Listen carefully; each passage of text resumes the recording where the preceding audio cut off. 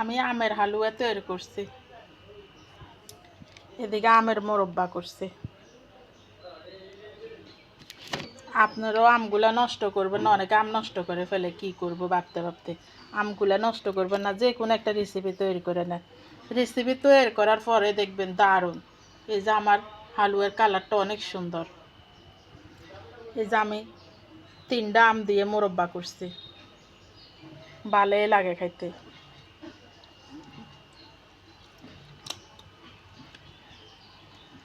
আমরা অনেকে আসলে টেনশন করি যে আম দিয়ে কি করব, কোন ধরনের আচার করব। টেনশন করার দরকার নাই, আপনি যে কোনো একটা রেসিপি তৈরি করে নেন, পরে দেখবেন খাইতেও ভালো, দেখতেও ভালো, অনেক সুন্দর। জিনিসটা তৈরি করার পরে সুন্দর দেখা যায়।